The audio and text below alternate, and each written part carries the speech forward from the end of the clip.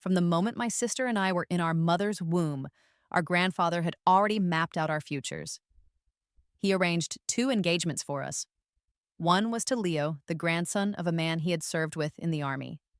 The other was to Julian, the son of a wealthy businessman. The original plan was simple. We would draw straws.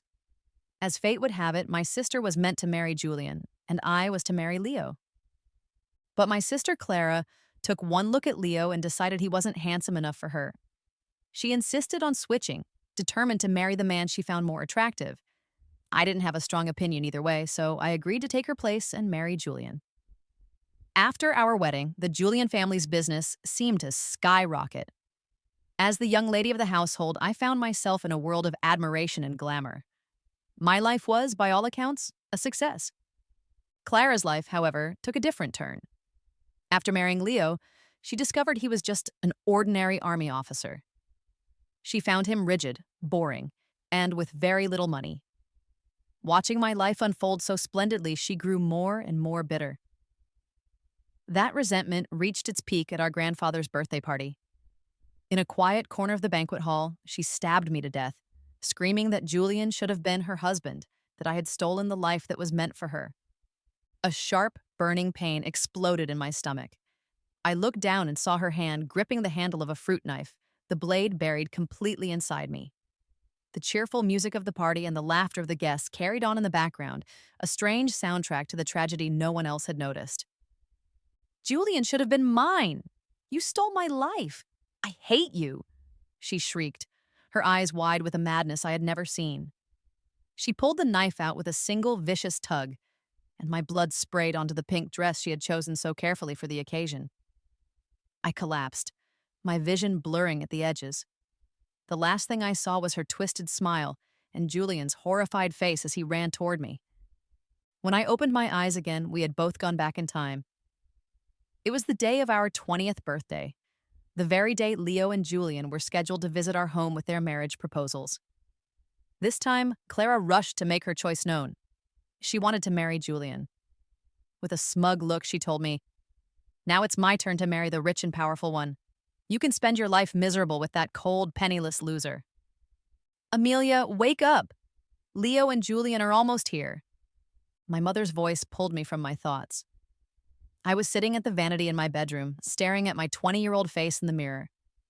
My fingers trembled as I reached down to touch my stomach. There was no wound, no pain. "Mom, is today my 20th birthday?" I asked, my voice strained. "Silly girl, are you so excited about your birthday that you've gotten confused?" Mom laughed, adjusting the collar of my dress. "Come downstairs, your grandfather is waiting." I pinched my arm hard. The sharp pain was real. This wasn't a dream. I had been reborn. I was back on the very day that everything had changed. Downstairs, my grandfather was sipping tea with my father. My sister, now perfectly made up and dressed in her finest clothes, was already sitting on the sofa. When she saw me, she gave me a look that was full of hidden meaning. "Amelia," she said sweetly, "today's the big day. We're choosing our future husbands, and I already know who I want." My heart jumped. That tone, that look, it could only mean one thing. My sister had been reborn too. Just then, the doorbell rang. My mother led two young men into the living room. On the left stood Leo, dressed in a crisp military uniform, his features sharp and honorable. On the right was Julian, dressed impeccably in a tailored suit, a luxury watch gleaming on his wrist. Grandpa grinned. "These are the two granddaughters I'm always telling you about, Amelia and Clara. Years ago, I made a promise with old Leo's grandfather. Today, it's finally time to make good on that promise." According to how things had happened in my past life, we were supposed to draw lots to decide who would marry whom. But this time, Clara spoke up immediately. "Grandpa, I want to marry Julian." Everyone was taken aback. Clara walked straight over to Julian and linked her arm through his. "It was love at first sight for me," she announced. "I only want to marry you." Julian looked a bit uncomfortable but managed to smile politely. Grandpa turned to me. "Amelia, then you'll—" "I'd be happy to." I cut him off, walking directly toward Leo. He stood straight and tall, his eyes clear and calm as he looked at me. A flicker of annoyance crossed Clara's face before she quickly replaced it with a look of smug satisfaction. She leaned in close to me and whispered, "This time, I get the rich, powerful man. You'll just have to live a miserable life with that broke, icy guy." I met her gaze, my voice steady. "I wish you happiness." Leo gave me a standard, formal military salute. "Miss Amelia, I'll do everything I can to make you happy." His gaze was so sincere that it sent a small shiver through me. He seemed nothing like the rigid, boring man Clara had described in our previous life. After the engagement was settled, both families started planning the weddings. Clara was busy showing off the expensive engagement gifts the Julian family had sent, while I quietly began to learn more about Leo's background. The Carter family wasn't wealthy, but they were well known for their integrity. My mom told me that Leo had already become a company commander at a young age and had a promising future. My dad added that Leo's father had passed away when he was young, and he had been raised by his mother alone. Everyone said that Mrs. Carter was an upright, principled woman who was highly respected in their community. It was a completely different picture from what Clara had complained about in our past life, when she'd claimed Leo was just a poor soldier from a backward family. The wedding was scheduled for the next month. Clara spent her days being fitted for a ridiculously expensive designer gown, while I chose something simple and elegant. Whenever she boasted about the latest luxury item the Julian family had bought her, I would just smile and say nothing. "Aren't you jealous, Amelia?" she finally asked one day, unable to help herself. I looked out the window at the sunlight streaming in. "Everyone has a different idea of what happiness is." She scoffed. "You'll understand just how important money is when you're stuck in some tiny old apartment doing laundry and cooking all day." On the wedding day, sunlight filtered through the stained glass windows of the church, casting soft colors on the red carpet. I stood in front of a mirror as my mother adjusted my veil. Unlike Clara's gown, which was covered in jewels and cost a fortune, I had chosen a simple satin dress with a bit of soft, elegant floral embroidery around the waist. The Carter family had kept things modest, but every detail was handled with care and respect. My mom tucked a fresh lily into my hair. Leo asked what flower you liked. He had this flown in from Kunming this morning. The delicate scent of the white petals was refreshing and comforting. When the church doors opened, I took my father's arm and walked down the aisle.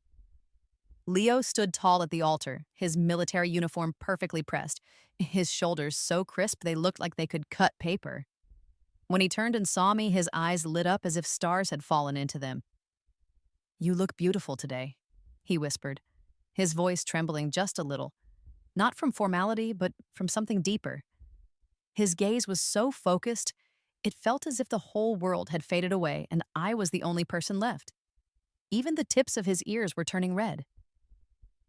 The ceremony was simple and dignified. Leo gently slipped a graceful platinum ring onto my finger, the inside engraved with our initials. As we exchanged rings, I noticed a thin layer of calluses on his palm, marks left from years of handling firearms. "I will protect you with my life," he said during our vows, his thumb softly brushing the back of my hand. Suddenly, a disturbance broke out at the back of the church. Clara stormed in, wearing her own extravagant wedding gown, followed by the Julian family's wedding party of 10 identical black Mercedes-Benzes. "Sorry I'm late, sis," she said, her voice sickeningly sweet. The Julians sent 10 cars for the escort, but the traffic was just terrible. She deliberately waved her wrist to show off a jade bracelet. "A family heirloom from my mother-in-law. She insisted I wear it today." Gasps went through the crowd. I noticed Mrs. Carter frowning slightly, but Leo just smiled at me calmly, as if this whole spectacle had nothing to do with us. After the ceremony, Clara and Julian paraded around their banquet hall, showing off her 3-carat diamond ring at every table. Meanwhile, Leo and I sat quietly at our main table.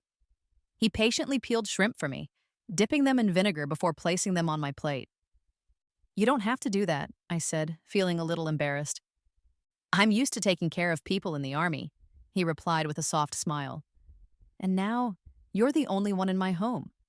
I need to take even better care of you." There were only 15 tables at our wedding banquet, but every dish had been carefully chosen. Mrs. Carter had made sure my favorite steamed sea bass was served first.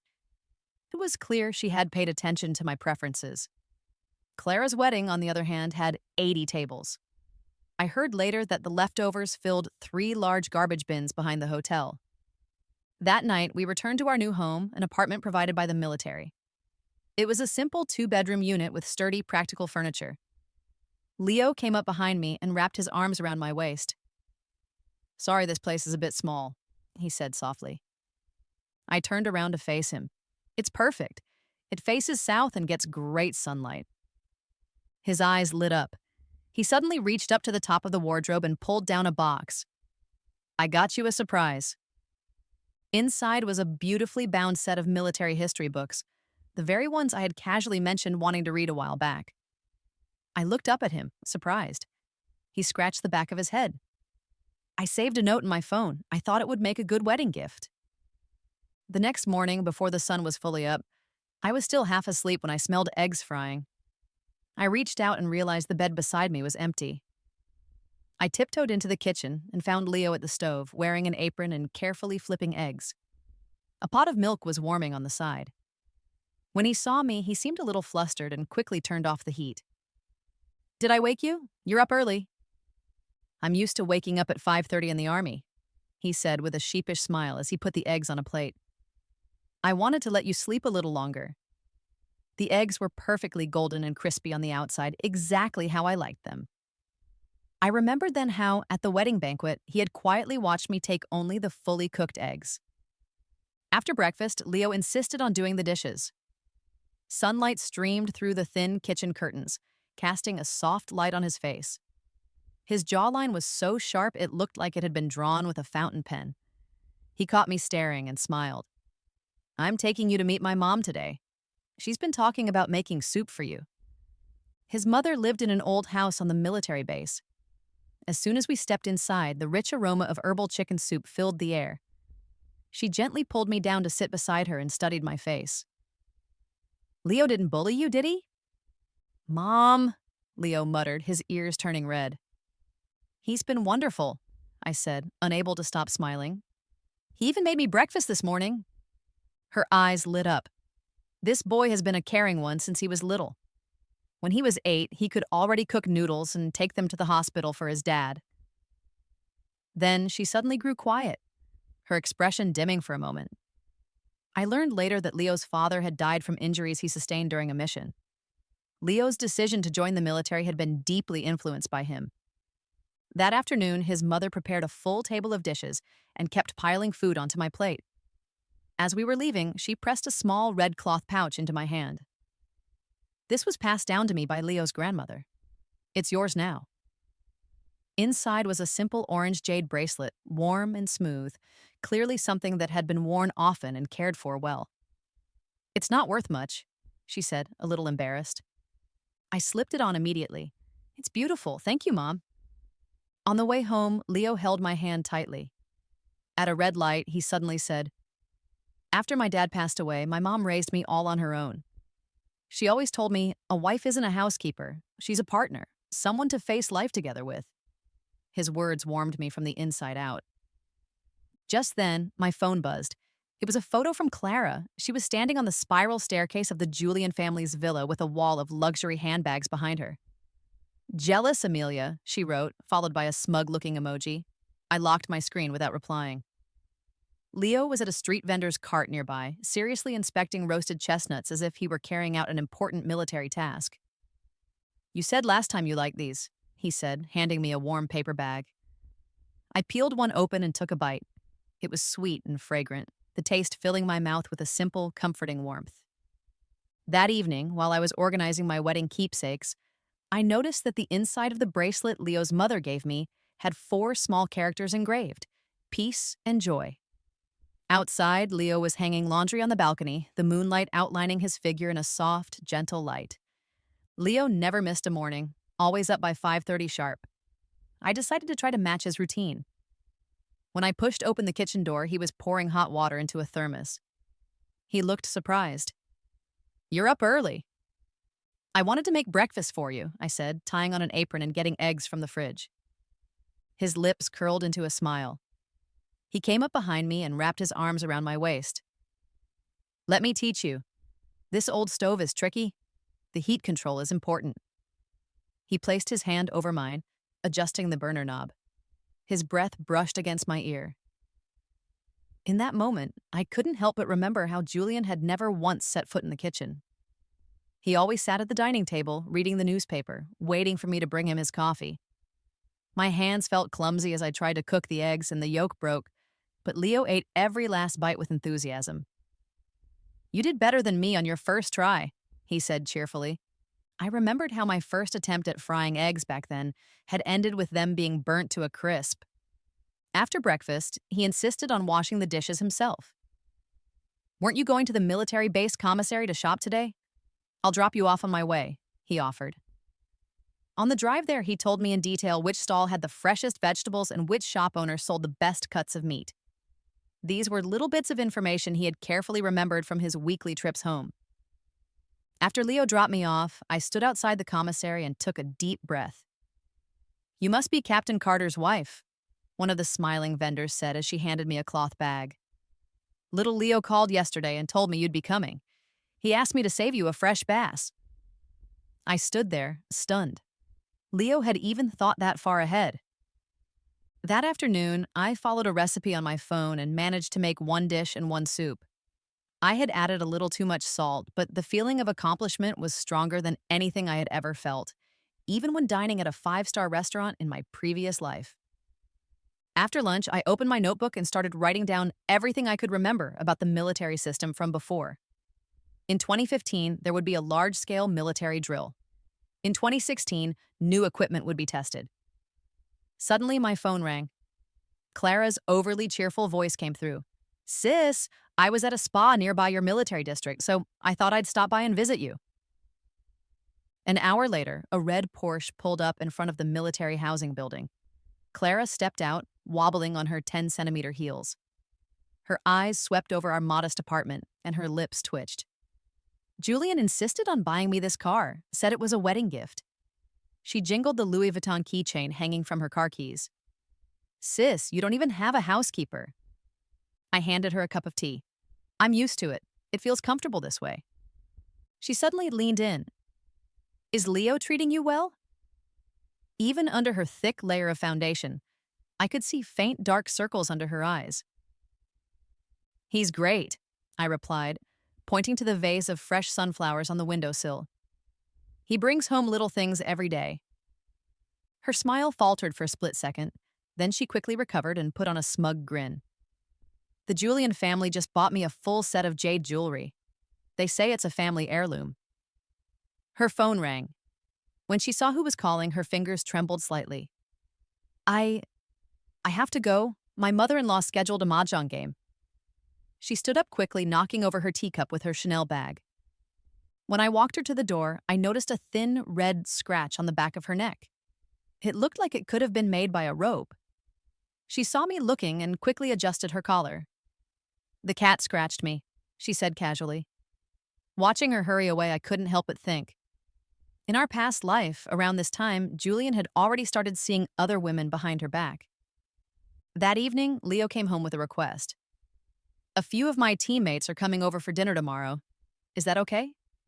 "Of course," I said right away, pulling out my notebook. "Any dietary restrictions? Favorites?" He looked surprised as he scanned the list of notes I'd already made. "How did you know Captain Lee likes spicy food?" "You mentioned it once," I said, telling a small lie. In truth, I had overheard it at a military banquet in our previous life. The next morning, I got up early and started preparing food according to my notes.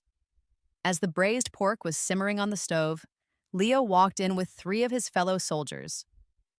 "Good afternoon, ma'am," the youngest one said with a sharp salute. "Brother Leo is always bragging about your cooking." I smiled and invited them to sit down. The skills I had learned from entertaining guests at the Julian household now came in handy. I remembered every name and rank, refilled their drinks at just the right moments, and stayed quiet when their conversations turned serious. When it was time to serve the food, I made sure to consider everyone's tastes. "Where did you find such a wife, Leo?" After a few drinks, the oldest one, Captain Lee, clapped Leo on the shoulder admiringly. "She reads people better than the director of the political office." Leo's ears turned bright red, but his eyes were sparkling. I knew this dinner meant a lot to him. Captain Lee was one of the key people who would be evaluating him for the upcoming promotion assessments. After the guests left, Leo helped me clean up. "Thank you for everything today," he said softly. "Captain Lee said your food is better than the food at the officer's guest house." I laughed as I dried my hands.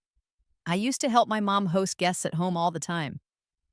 That weekend at the commissary, I ran into Captain Lee's wife, Auntie Wang. "Oh, Amelia, old Lee hasn't stopped praising you since that dinner," she said warmly, taking my hand. She lowered her voice and added, "The district has an inspection coming up next month to check on training performance.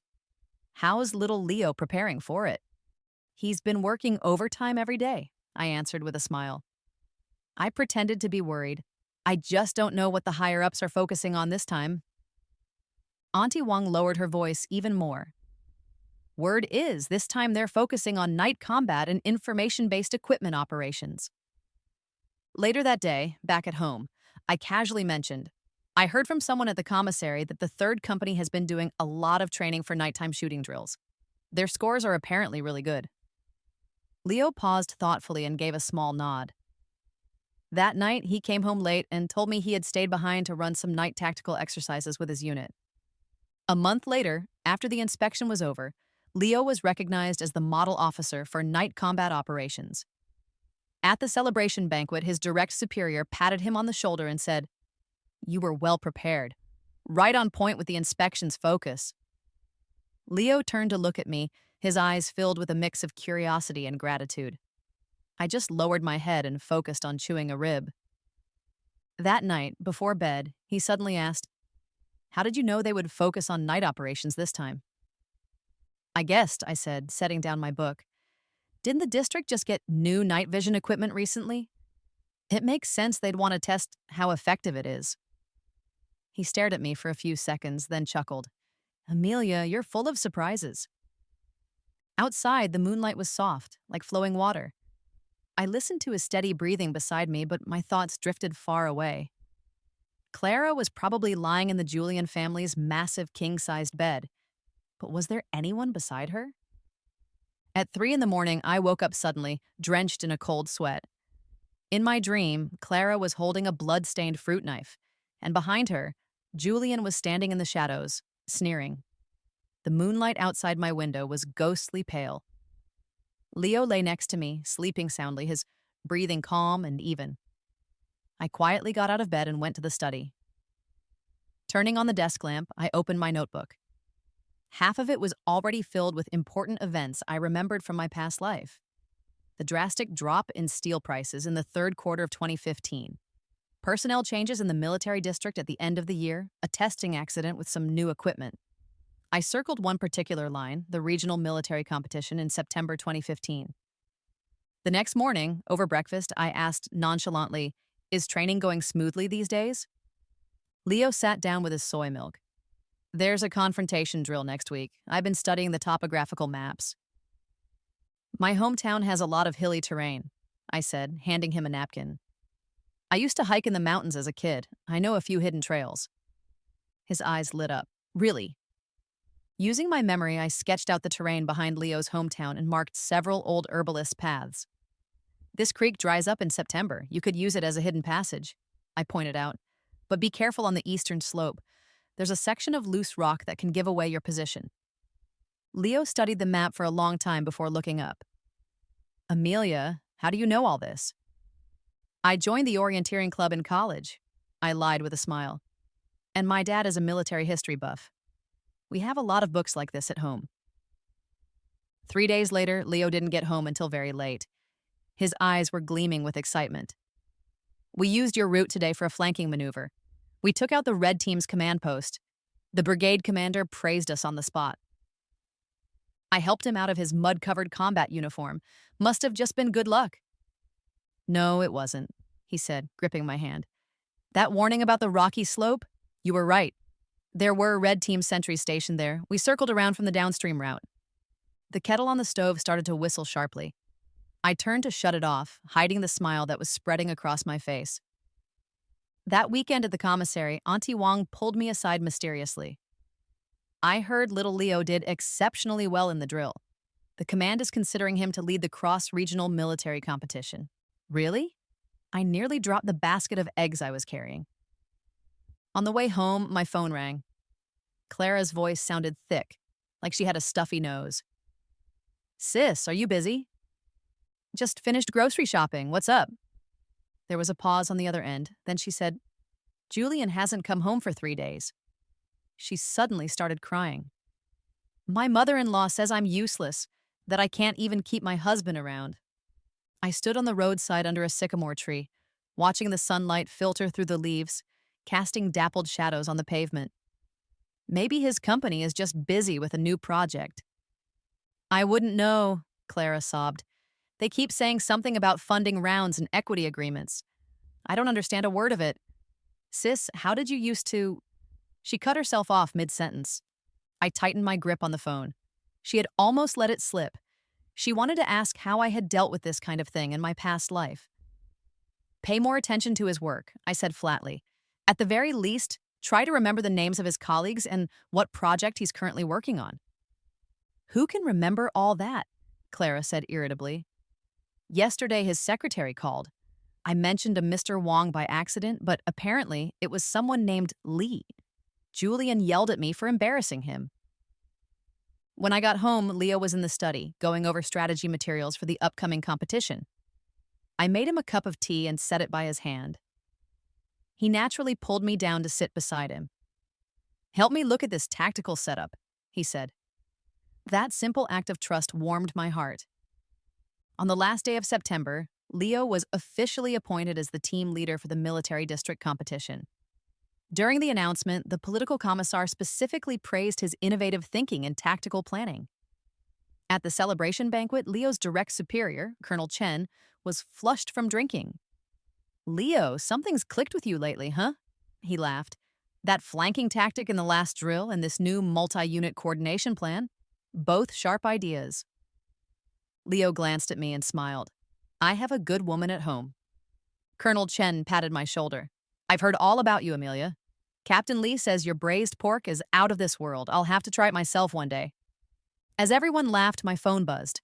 It was a photo from Clara. She was sitting alone at a high-end restaurant with 2 full-place settings in front of her. Anniversary dinner, the message read. Julian said he had a last-minute meeting, she added, along with a crying emoji. I locked the screen. In my past life, Julian really did have a meeting on our anniversary, just not a business one. He had used it as an excuse to meet his mistress at a hotel. Back then, I had pretended not to know, even preparing a gift and waiting for him until late into the night. On the way home, Leo suddenly said, The competition next month is in Nanjing. Family members are allowed to come if you want to. Of course, I answered without hesitation. That night, after Leo fell asleep, I opened my notebook again, flipping a few pages ahead. One entry had been marked in red ink. November 2015, Lu Group's capital chain crisis. Julian turns to Zhao Investments for help. I gently closed the notebook. Clara's hard days were only just beginning. The desk lamp cast a soft, golden glow on Leo's profile.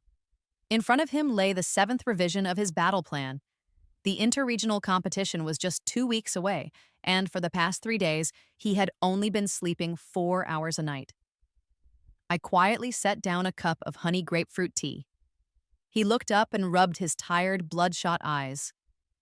Did I wake you? I pulled up a chair beside him. Where are you stuck in the plan? He pointed at a section on the map. The red team will definitely place their forces here. A frontal assault would be too costly, but the alternate route would take too long. I studied the terrain. This area, I said, pointing at the western edge, is prone to landslides, right? Leo paused, surprised. How did you know? There was a landslide during a drill last year, wasn't there? I replied lightly. Just a hunch. If the red team expects you to take the long way around, they'll probably set up an ambush there. Leo suddenly shot to his feet, his chair screeching loudly against the floor. He pulled me into a tight hug. Amelia, you're a genius. He smelled faintly of pine and sweat, his heart beat strong and fast against my back. The next morning, Leo headed straight to the command post to revise the plan. While I was cleaning the study, I found a note he had left on my desk. I might be home late tonight. Don't wait up for dinner. P.S. Mrs. Chen invited you to her tea gathering. There was even a crooked little smiley face drawn in the corner. I couldn't help but smile. It felt so much more genuine than Julian's cold, templated work messages. Colonel Chen's home was in the officer's residence building. When I arrived, 5 or 6 military wives were already seated in the living room. As soon as I entered, a middle-aged woman with permed hair waved warmly. "You must be Amelia. My husband talks about you all the time." "Nice to meet you, Mrs. Jiao," I said, addressing her correctly. My knowledge of military families from my past life was finally coming in handy. The conversation flowed from children's education to district gossip. I chimed in at just the right moments, engaged but not overbearing. When the topic shifted to the upcoming military district anniversary celebration, Mrs. Jiao suddenly turned to me. "Amelia, what kind of program is Leo's unit preparing?" "They're rehearsing now," I replied smoothly. "They're adapting the competition strategy into a tactical skit." In reality, Leo hadn't mentioned any such thing. But in my past life, there had indeed been a performance showcase at the military district's anniversary celebration, and the winners often left a strong impression on the higher-ups. As soon as I got home, I texted Leo about it. He replied quickly. "How did you know there would be a performance showcase?" "The official notice just came out this morning." "Just a guess," I answered. "Don't they hold one every year?" That evening, Leo came home with a thick stack of documents. "The political office is requiring every competing unit to prepare a program," he said. "Perfect timing. We can adapt the military competition scenario into a skit." He looked at me with a complicated expression. "Amelia, sometimes your accuracy is scary." A week later, during the performance showcase, Leo's unit skit won the award for Best Creativity. After the performance, a white-haired general came up to shake Leo's hand. "You've got some good ideas, young man. Who designed this program?" "It was the collective effort of our unit," Leo replied humbly. "But my wife contributed quite a bit, too." Very good, the general said, patting his shoulder.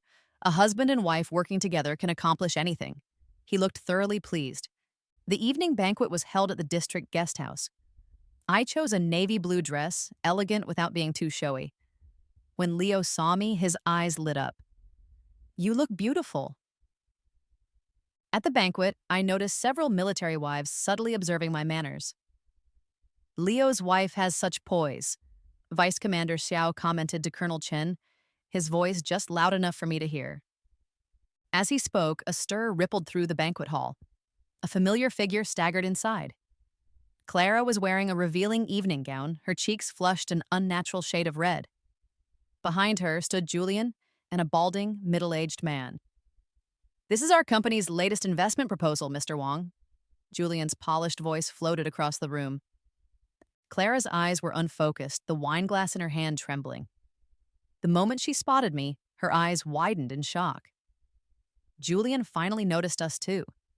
His face immediately darkened. He yanked Clara toward him roughly. "Mr. Wong, let's go talk over there." Clara stumbled and her wineglass shattered on the marble floor. The sharp sound drew more stares.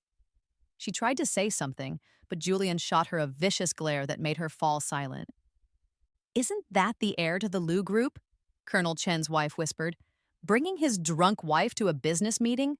What is he thinking?" I tightened my grip on my own glass. In my past life, by this point, I had already started accompanying Julian to meet clients. There was even one time I drank so much that I ended up with a bleeding stomach. Leo gently touched my hand. "Do you want to check on her?" I shook my head. "Clara chose this path. She has to walk it to the end." After the banquet, Vice Commander Xiao asked Leo to stay back for a private conversation. While I was waiting in the corridor, Mrs. Xiao came over and whispered, "Word is, after the competition, there's a spot for advanced study at the National Defense University. Commander Xiao really thinks highly of Leo." My heart skipped a beat. Normally, people selected for that program moved up the ranks very quickly afterward. "Thank you for the tip," I said sincerely. She patted my hand. "You're so much better than those wives who just flaunt their brand names. Colonel Chen told me Leo consults with you on every plan these days."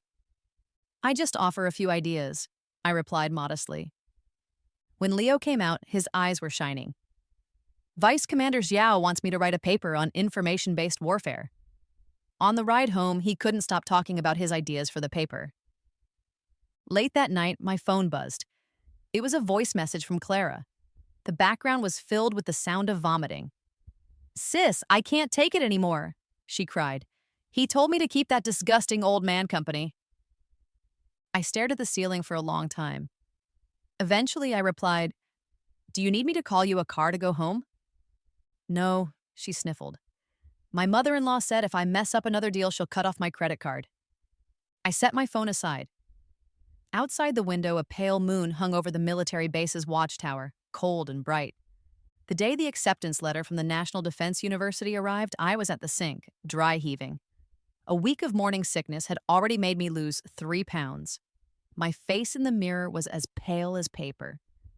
"Amelia?" Leo's voice came from outside the bathroom door, followed by urgent knocking. "Open up!" I wiped my mouth and opened the door. He stood there holding a large craft envelope, his eyes shining with excitement. "I got in. Vice Commander Zhao called personally to confirm." I didn't even have time to respond before another wave of nausea surged up. Leo's smile froze as he gently held my shoulders. "Is it those 2 red lines on the test stick?" His guess was confirmed. Leo immediately knelt on the bathroom tiles, pressing his face against my still flat stomach.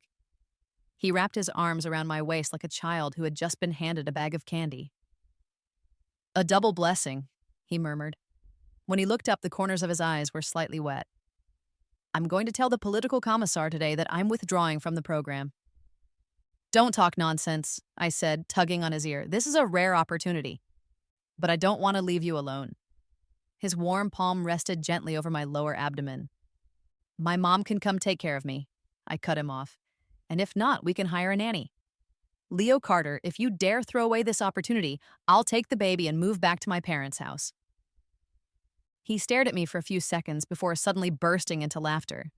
"Amelia, you're adorable when you threaten people." In the end, we struck a deal. He would attend the training program, but had to return home every weekend. His mom would move in and stay with me until the training was over.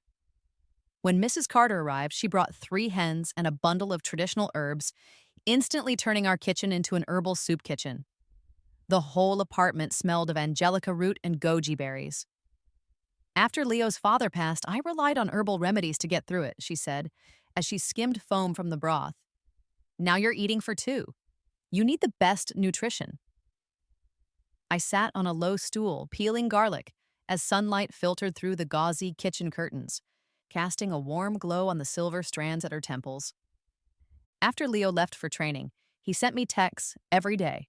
Sometimes photos of his class notes, other times complaints about the inedible cafeteria food. Every evening during our video calls, the first thing he asked was always, "How many times did you throw up today?" On weekends when he came home, he brought stacks of military theory books and would read aloud from them before bed. "For the baby," he'd say. One late night, I woke up to find him softly stroking my belly, whispering, "Daddy's going to protect you and Mommy no matter what." Halfway through the program, Leo was selected to represent the school in a joint military exercise. The night before his deployment, he stayed up organizing materials. As I handed him a glass of warm milk, I said, "What if you added an electronic warfare component to this plan?" He raised an eyebrow. "You understand electronic warfare?" "I've read a few articles," I said nonchalantly. In truth, one of Julian's past mistresses had been an expert in electronic operations, and she never stopped bragging about it at dinner parties. Leo, deep in thought, began modifying the plan. 2 weeks later, the blue team, his unit, won by a landslide. His electronic interference squad was rated as a key strategic asset. "The vice principal spoke to me today," Leo said excitedly over a video call. "There's a chance I'll be assigned directly to the command department after graduation." I rubbed my now noticeably swollen belly and smiled. The next day, at a prenatal checkup, the doctor grinned and said, "Twins, healthy and strong." I immediately texted Leo. He replied with a flood of exclamation marks, then a single line. "I've submitted a request to transfer back to my original post." "Are you crazy?" I called him right away. The command department is too busy, he said, sounding almost aggrieved. I want to be there when the babies are born. I want to watch them grow up. My dad died early. I know what it's like to grow up without a father. Just then, a bugle call echoed from his end. He quickly said, I love you, and hung up. I held the phone in my hand, my heart feeling soft and aching, like sugar melting in warm water. When Mrs. Carter found out, her eyes turned red. Just like his father, so stubborn. By the 6th month, my belly had grown enormous. Leo had finished his training and returned home, and now he walked with me every evening without fail. The older women in the residential compound all praised him. Captain Carter is a model husband, they said with admiration. One weekend afternoon, the doorbell rang. I opened the door to find Clara standing there, her belly even bigger than mine. Behind her were 3 little girls, quiet and timid. Sis, she said, her face pale and waxy, a dark bruise under one eye. Can I borrow some money? I hurried them inside. The 3 girls sat stiffly on the edge of the sofa, but their eyes were locked on the fruit platter. What happened? I asked gently, handing each of the girls an apple. Clara's tears suddenly burst forth like a broken dam. The Liu family is finished. Julian's investments failed, and now debt collectors show up at our door every day. My mother-in-law said if I don't give birth to a boy this time. Her voice choked and trailed off. I noticed faint bruises circling her wrists, marks that looked like they'd been left by restraints. Did Julian hit you? I asked softly. Clara's whole body flinched. She instinctively shielded her stomach. He's just under a lot of pressure. By the time Leo came home, Clara had already left with the kids. I had given her some cash, which she had nervously stuffed into her undershirt as if she were stealing it. I heard about the Liu group, Leo said as he took off his military jacket. They took on private fundraising, and now the capital chain has collapsed. It's a huge mess. I leaned back on the sofa, the twins kicking wildly inside me. In my past life, the Liu family business had been thriving at this time because I had secretly helped broker their rescue deal with Zhao Investments. Leo crouched down and pressed his ear to my belly. No matter what happens, he said, as long as we're together, that's enough. I stroked his short, bristly hair. Yeah, being together is enough. We don't need luxury homes, fancy cars, or a meaningless reputation. Leo's transfer order arrived in my 7th month. He was officially promoted to Regimental Chief of Staff and granted the rank of Major. On the day the order was announced, the whole regiment applauded. Colonel Chen laughed. Once those twins are born, we'll throw a proper celebration. The day before Clara's due date, she called again, crying so hard her words were barely coherent. It's another girl. Julian didn't even look at her. He just walked away. My mother-in-law is demanding a divorce. As I listened to the newborn crying on the other end of the line, my chest tightened. Then, one early morning, my labor pains hit suddenly. Leo reacted like a firefighter. He grabbed the pre-packed hospital bag in seconds. Mrs. Carter insisted on bringing a jar of ginseng soup. Giving birth is a battle. You'll need your strength. Outside the delivery room, I heard Leo arguing with the doctor. Prioritize the mother. If anything happens, save my wife first. 12 grueling hours later, our healthy boy-girl twins were born. Leo's eyes were red as he cut the umbilical cords. Then he kissed me hard on the forehead. Amelia, you're my hero. The nurse brought over the cleaned-up babies. The girl looked just like Leo. The boy looked like me. Leo cradled his daughter, gently brushing her tiny cheek with his finger. Daddy's here, he whispered. During my hospital stay, Leo learned how to change diapers and make formula. One night, I woke up to find him bent over the crib whispering, Daddy will always protect you and Mommy? I swore to myself that when we were discharged, we would start a new life. On the day we came home, there was a big red banner hanging in front of the family housing building. Congratulations to Chief of Staff Carter on the birth of twins. The hallway was stacked with baby gifts from neighbors, including handmade baby shoes. Mrs. Carter gave us the master bedroom and moved into the nursery herself. You two need the space for rest and work, she said. At my age, sleeping less is no big deal. Late at night, during feedings, I often saw Leo quietly tiptoe into the nursery, only to return with a proud grin. Mom slept through it. I changed the diaper myself. She didn't even stir. The twins' 1 month celebration was set for Army Day, August 1st. Leo said it was perfect timing, a true double blessing. The invitations had barely gone out when I received a call from Clara. Sis. Her voice was faint, like it was coming from very far away. Can I come? Just me. The kids are too loud.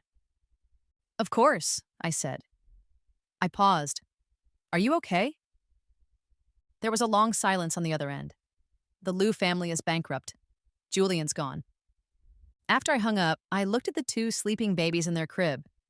We had started from the same place, but ended up in completely different worlds. Fate was never a simple multiple-choice question. We held the twin celebration in the military dining hall. Leo had asked the head cook to help, and they laid out 20 tables. I wore a loose-fitting red dress, holding our daughter, Lily, in my arms. Leo stood beside me at the entrance, proudly holding our son, Max, as we welcomed each guest with joy. What a lucky guy you are, Chief Carter. Leo's fellow officers took turns coming over to see the babies, stuffing red envelopes into our hands as gifts. Leo's grin stretched so wide it nearly reached his ears as he kept insisting, No, our daughter looks like her mom. It's our son who looks like me.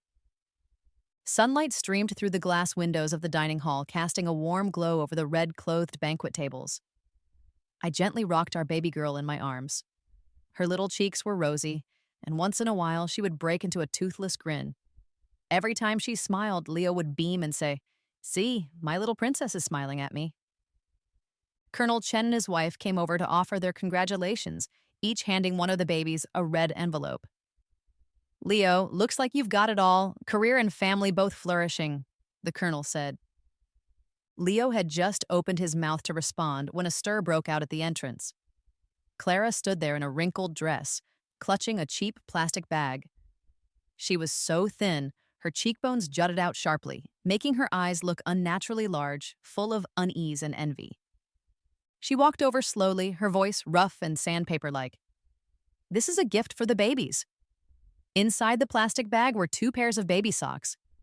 The tags were still attached, but the fabric was clearly cheap. I accepted them and said gently, Thank you, we'll definitely use these.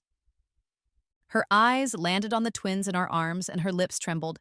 They're beautiful, a boy and a girl. You're so lucky. Leo, ever gracious, said, Come on in and have a seat. We're about to start. Clara scurried into the hall like a frightened rabbit. I noticed the soles of her shoes were coming apart, the heels worn down beyond repair. Once the banquet began, Leo stood on stage holding our son, dressed in his neatly pressed uniform with his shiny epaulets glinting under the lights. He said, Thank you all for coming to celebrate the first month of our daughter and son. His voice cracked slightly. I don't know what I've done to deserve a wife like mine, or children this healthy and perfect. The hall erupted in applause. From the corner of my eye, I saw Clara sitting alone in the back, staring fixatedly at Leo on stage, her fingers clenched together so tightly that her knuckles had turned white. During the toast, Clara suddenly sidled up next to me. I was feeding Lily and looked up when she whispered, Sis. Julian ran. What? I asked, stunned.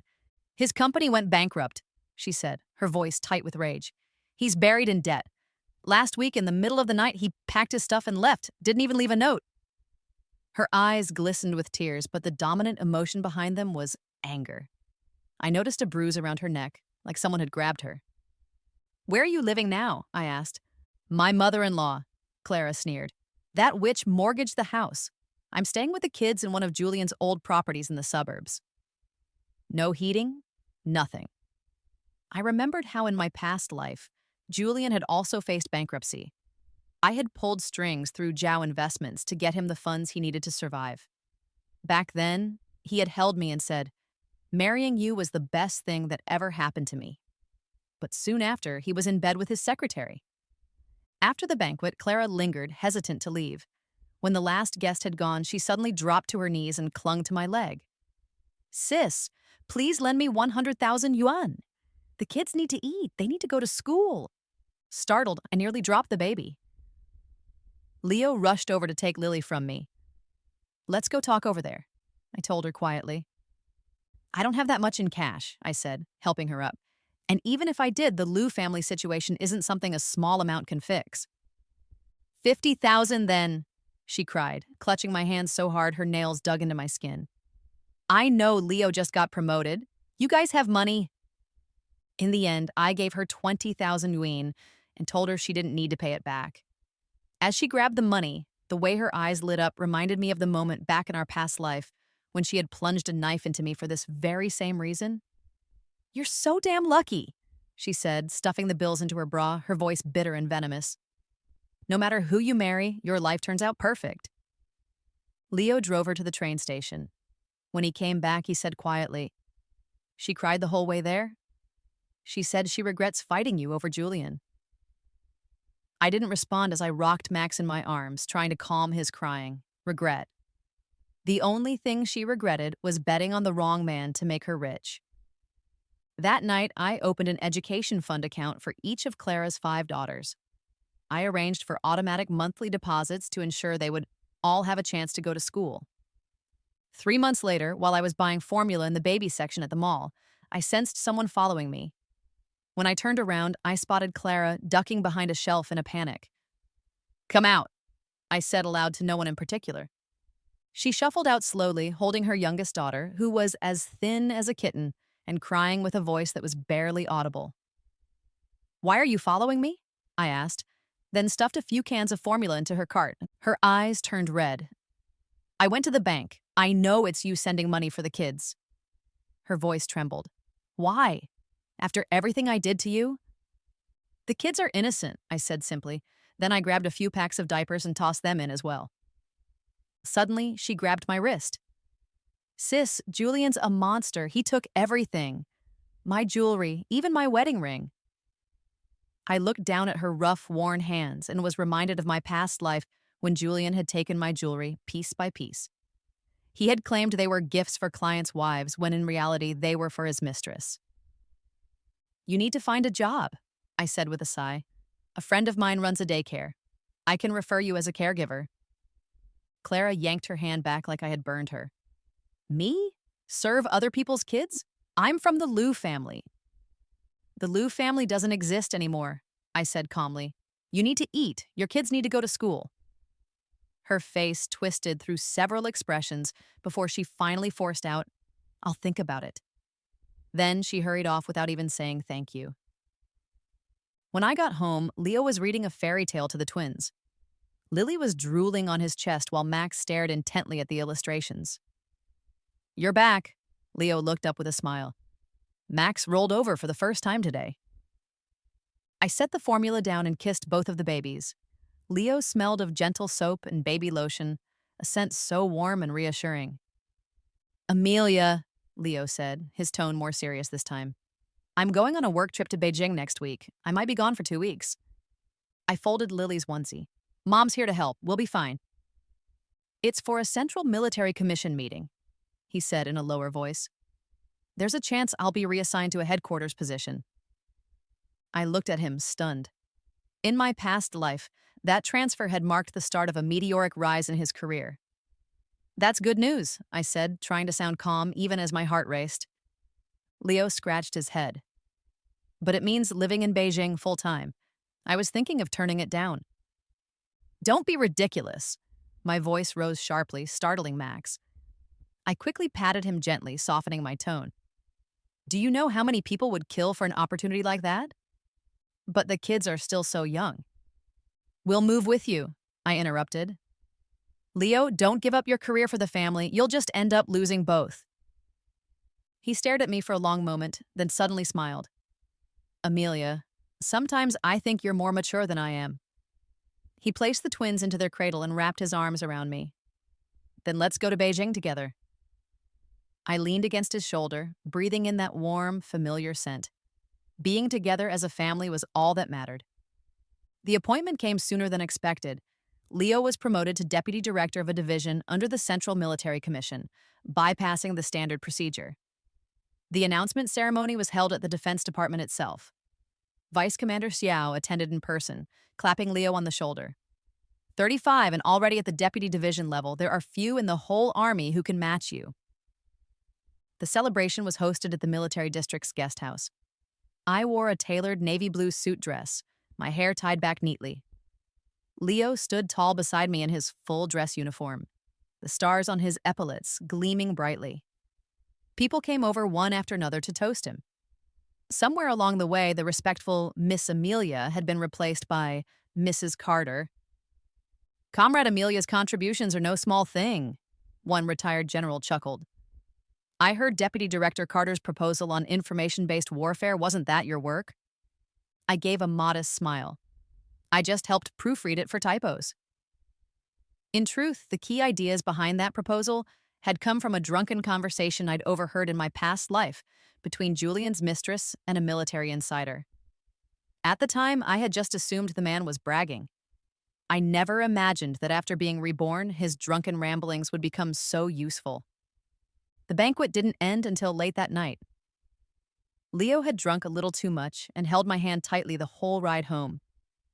Amelia, without you, I wouldn't be where I am today. Outside the window, the lights of Beijing shimmered like a river of stars. Our new home was a 2-story detached house in the military compound. On moving day, Leo's mom was in the courtyard holding Max, directing soldiers as they arranged the furniture. Lily was lying on the freshly laid carpet, chewing on her teether. "Mom, take a break," I said, handing her a cup of tea. She shook her head. "These old bones can still move." Her eyes welled up as she looked at Leo, who was on a ladder hanging curtains. If only his father could have seen this day. Just then, my phone rang. It was an unfamiliar number. When I picked up, it was Clara's oldest daughter, Tina. "Auntie, Mommy's burning up and talking nonsense." I glanced at my busy family and lowered my voice. "Did you take her to the hospital?" "No, we don't have the money for the deposit." Her voice trembled. "The little ones are crying from hunger." Half an hour later, I stood in front of a crumbling house in the suburbs. The paint was peeling from the walls, and plastic sheets had been nailed over the broken windows. When I opened the door, the smell of mildew and urine hit me like a wave. Clara was lying on a yellowed mattress, her cheeks flushed with fever. The 5 girls huddled around her. Tina held the youngest in her arms, while the 3 in the middle huddled together for warmth. There was no heat, and the girls were dressed in thin clothes, their little fingers purple from the cold. "Why didn't you tell me sooner?" I touched Clara's forehead. It was scorching hot.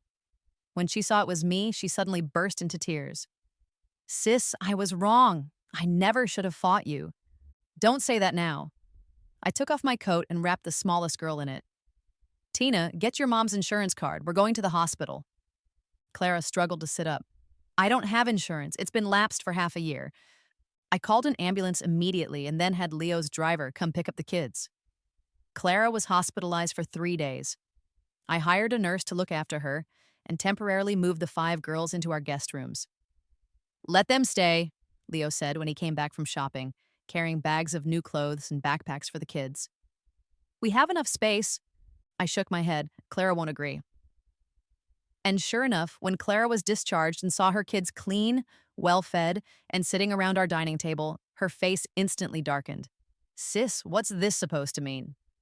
"Mommy, Auntie gave us new backpacks," the youngest girl said innocently. Clara yanked her daughter to her side. "Shut up!" Then she turned to me. "Don't think a little charity gives you the right to mock us."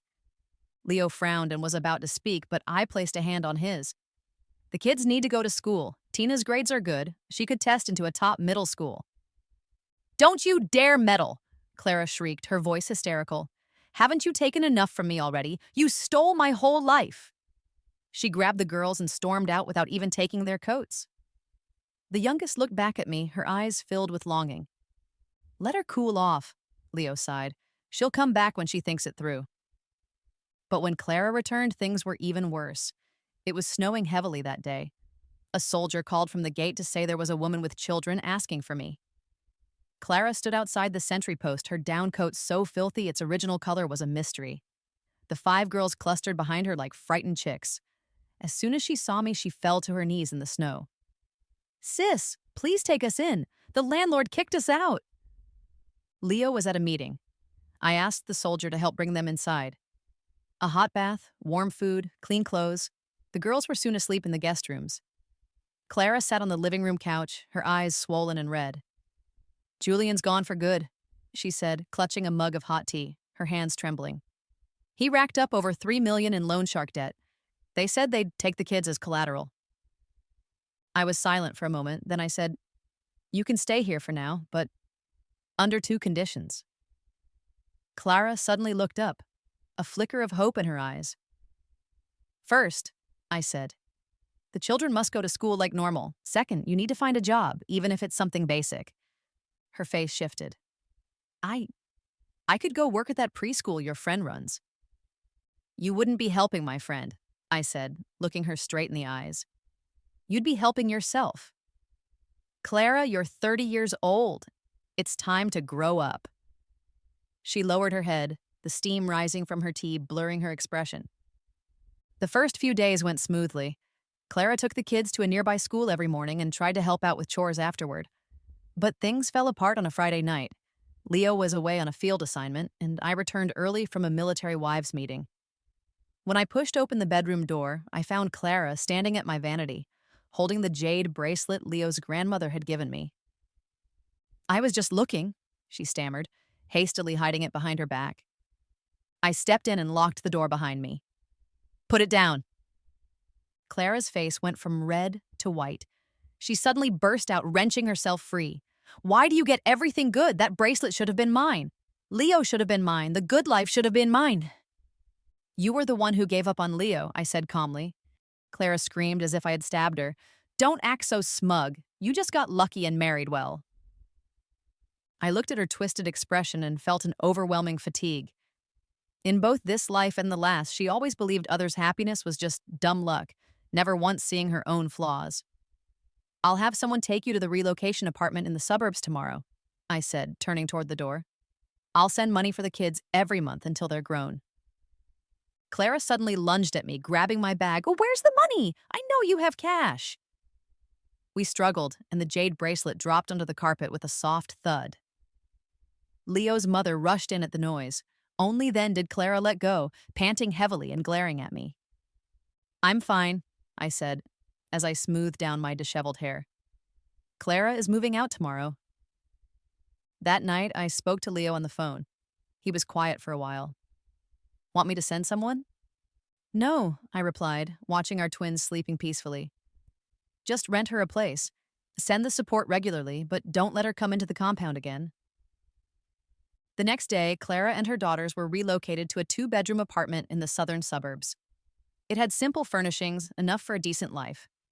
I transferred 30,000 yuan into her account to get her started. A social worker would check in weekly to make sure the children were cared for. As I saw them off, I said, "If their school ever gets disrupted, I'll apply for guardianship." Clara glared at me with hatred, but just as the car door closed, her eyes welled with tears. 3 months later, the social worker reported that Clara had taken a job as a cashier at a supermarket, and the children were attending school regularly. 6 months after that, I heard she had started taking night classes in accounting. When Leo's promotion order came down, the house filled with people offering congratulations. Deputy Commander Xiao personally announced his appointment as Chief of Staff for a regional military command, along with his promotion to Brigadier General. "Amelia deserves a lot of credit," the old general joked warmly. "Every report from Chief Leo is so solid. I hear you've had a hand in it." Amid the kind laughter, I looked out the window. The spring sunlight lit up the crabapple tree we had just planted in the yard. Leo quietly slipped his hand into mine. "What are you thinking about?" "Fate," I said, squeezing his warm palm in return. "And how life doesn't give us what-ifs, only results." He leaned close, whispering with a smile. "Then I think our result turned out pretty well." I glanced at the twin babies babbling in their stroller, the elders chatting in the living room, and finally at the family photo on the bookshelf. Leo in his general's uniform, me holding the kids, and Leo's mother smiling kindly behind us. "Yes," I whispered. "It turned out beautifully." Many years later, on the day of the Qingming festival, I drove alone to the cemetery on the outskirts of the city. In the trunk were 2 bouquets of white chrysanthemums, one for my father and one for my mother. Lily and Max were in elementary school by then. Today they were with Leo, visiting the military museum. The spring breeze stirred the fresh green willow branches as I stepped into the quiet memorial park. There weren't many people in the cemetery. I made my way through the familiar path to my parents' tombstone, only to stop short. Clara was kneeling there, her shoulders trembling slightly. She looked a little heavier than the last time we'd met, dressed in a plain gray coat with her hair tied back casually. When she heard my footsteps, she turned around in alarm, her face streaked with tears. I I didn't know you'd come today, she stammered, hurriedly wiping her face with her sleeve. I come every year at this time. I placed the flowers down and looked at the offerings she had brought. A few apples and a pack of cigarettes. Dad had loved to smoke when he was alive. Clara stood up, and I noticed the mud on the knees of her pants. She looked older now. There were fine lines at the corners of her eyes, but the bitterness that had once lived in her gaze was gone. How are the kids? I broke the silence.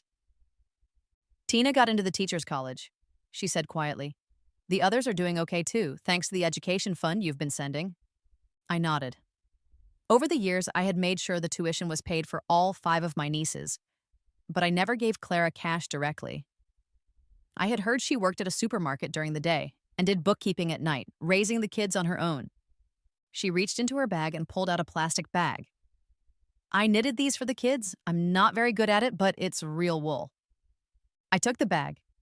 Inside were 2 tiny sweaters, one pink and one blue. The stitching was uneven, but it was clear she had put a lot of effort into them. Thanks, I said, a little surprised. I didn't know you could knit. I learned in night school, she muttered, rubbing her rough fingertips. I also do some hand sewing for a clothing factory now, just to make ends meet.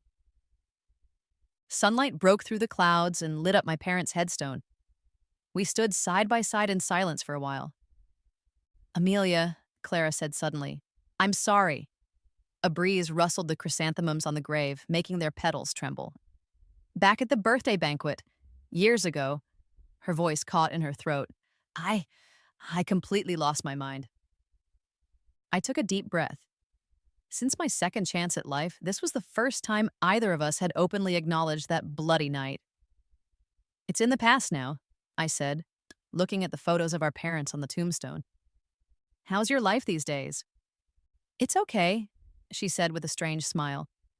Tina's going to graduate next year and start working. Things feel a little more hopeful. She paused, then added, They caught Julian last year. He was working as a thug in a casino in Macau. I didn't comment. In the distance, someone was crying softly over a grave. You were right, Clara said. Just picking the right person isn't enough. You have to be strong yourself. I turned to her and saw a clarity in her eyes. The years had smoothed away the chaos and left something real behind. The kids can come visit sometime, I said. Lily and Max haven't met their cousins yet. Her eyes lit up but dimmed just as quickly. It's better if we don't go to the compound. It's not appropriate. I have a small apartment in the city. I handed her a business card. That's the address and phone number. She took it, her fingers trembling. Thank you, really thank you. We left the cemetery one after the other. Parked beside my car was an old electric scooter. In the front basket sat a supermarket employee cap, probably Clara's. I'm off, she said, clumsily climbing onto the scooter. If they don't like the sweaters, don't feel bad about not using them. Clara, I called out as she started to leave. Next Wednesday is Lily's birthday. She froze for a second, then nodded earnestly. I'll remember. On the drive back, Leo called. In the background, I could hear the kids chattering excitedly, their voices overlapping. Mom! Lily's voice came through clearly as she grabbed the phone. Dad said we get to ride a real tank. It's a tour of a tank, sweetie, I said, laughing. Leo chuckled and corrected them. We're just visiting the tank exhibit. Tonight, what do you want for dinner? I'll cook, I said. How about hot pot? It's still a bit chilly out. After hanging up, I glanced at the plastic bag on the passenger seat. I pulled out the blue sweater and noticed a small tag sewn inside the collar. The embroidery was uneven and crooked, but it read, Peace and Joy. The same words that were etched on the jade bracelet Leo's mother had given me all those years ago. When I got home, Leo was in the kitchen slicing lamb for the hot pot. The twins were nearby, kneading dough like tiny chefs. As soon as she saw me, Lily ran over, proudly holding up a lumpy mass in her hands. Mom, look, I made a tank. Wash your hands first, I said, laughing as I dodged her flour-covered fingers. Where's Dad? In the kitchen, Max mumbled, not even lifting his head as he molded his own dough tank. Leo wore an apron and was focused on chopping scallions. At 35, he looked even more grounded and charming than the day we first met. The golden star on his epaulette gleamed under the kitchen light. You're back, he said with a soft smile. Was it crowded at the cemetery? Not too bad. I set my bag down, hesitated for a moment, then added, I ran into Clara. Leo paused for just a second. How is she? She's changed, I said, taking out the 2 little sweaters. She even knitted these for the kids. He picked one up and examined it, his expression softening. The stitches are pretty solid. After dinner, once the kids were asleep, Leo and I sat on the balcony with cups of tea. The April night sky was unusually clear, with a few stars flickering above us. She said Julian was arrested, I said suddenly. Leo nodded. I heard. It wasn't just debt. There were fraud charges, too. He looked at peace with the news. I sipped my tea. She also said life isn't just about picking the right person. Leo laughed. That sounds like something you'd say. I did say it. I leaned against his shoulder. What if I had chosen Julian back then? He thought for a moment. You'd have had a better life than Clara, but not better than now. Why? Because you're capable, he said, playfully pinching my nose. And someone like Julian doesn't deserve that. I smiled, then suddenly remembered something. Oh, Lily's birthday. Let's invite her cousins. Good idea, Leo agreed right away. And we can give Clara the key to that apartment we're not using. It's close to the kids' school. I looked at him, surprised. That apartment had always been in the back of my mind for Clara, but I hadn't told him yet. What? He raised an eyebrow. You think I didn't notice you've been supporting her kids all these years? Moonlight bathed us in a quiet, gentle glow. I thought of the final moment before my rebirth. Clara's twisted face, the glint of a knife. Of our first encounter in this life, when she proudly declared it was her turn to marry a rich man. Of all the envy, the resentment, and the struggle she had waded through to get to the calmness of today. Life truly isn't a simple multiple-choice question. With the same starting point and the same opportunities, Clara and I had walked 2 completely different paths,